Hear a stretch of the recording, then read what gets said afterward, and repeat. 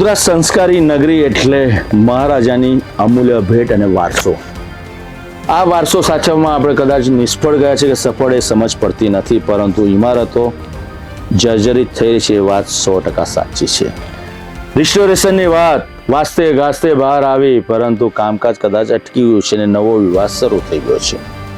Smart સિટીની વાત કરીએ છીએ, સ્વચ્છતાની વાત કરીએ છીએ, શહેરને સુંદર બનાવવાની વાત કરીએ છીએ. કરોડો રૂપિયા ફ્લાયઓવર, બ્રિજ માટે અને ટ્રાફિક સમસ્યા માટે ખર્ચી રહ્યા છે, તો અહીંયા કામગીરી કરવામાં કેમ પેટમાં દુખે છે સમજાતું નથી.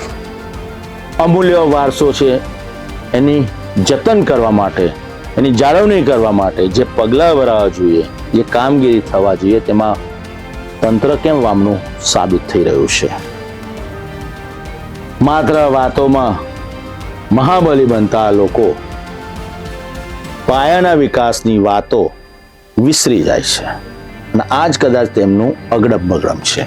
વિવાદો આવતા રહે, ગ્રહણ લાગતા રહે, લોકો શોરબકોર કરતા રહે, પરંતુ હમ નહીં સુધરેંગે એવી વાતો જ સત્ય લાગે છે. કેમ કે આ તો નેતાજીનું, તંત્રનું, કોન્ટ્રાક્ટરનું, તમામનું મેળાપીપનું અને અગડમ બગડમ છે.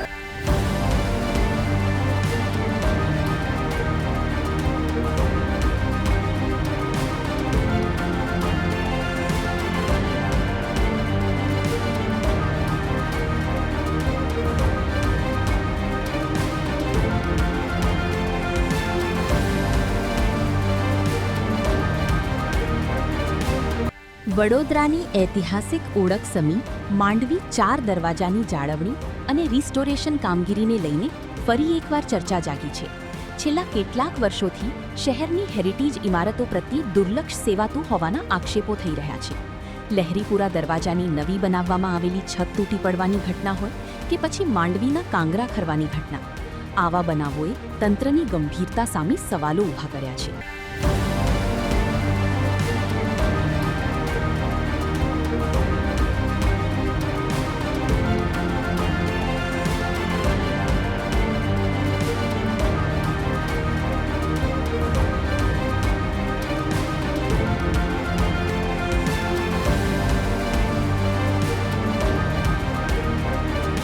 વિઠ્ઠલ મંદિરના પૂજારી અને સામાજિક કાર્યકર હરિઓમ વ્યાસ મહારાજે હવે માહિતી અધિકાર હેઠળ અરજી કરીને માંડવી રિસ્ટોરેશન અંગે સ્પષ્ટ માહિતી માંગી છે.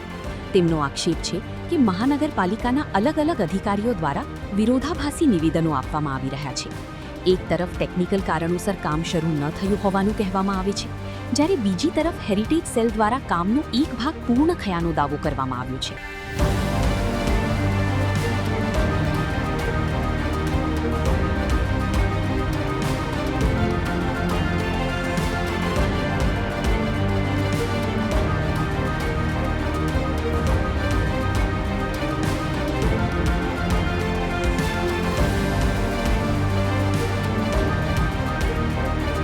આરટીઆઈ અરજીમાં રિસ્ટોરેશન કામગીરીના ફોટોગ્રાફ્સ, ઉપયોગમાં લેવાતી સામગ્રી, પ્રોજેક્ટની સમયમર્યાદા અને કામગીરીની શરતો અંગે માહિતી માંગવામાં આવી છે.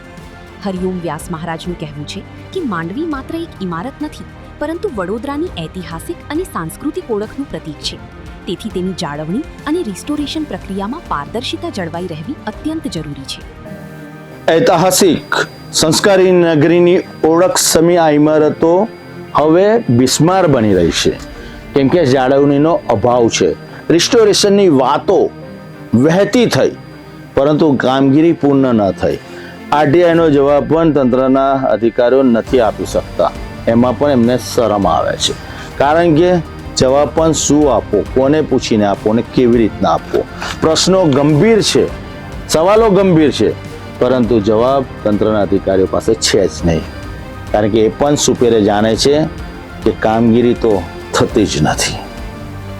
વિકાસની વાતો, સ્માર્ટ સિટીની વાતો કદાચ હવે હજમ નથી થતી, પરંતુ જે વારસો છે એને સારી રીતના જતન કરીને સાચવે તો પણ કદાચ સમજાઈ જશે કે તંત્ર સારી રીતના કામગીરી કરી રહ્યું છે.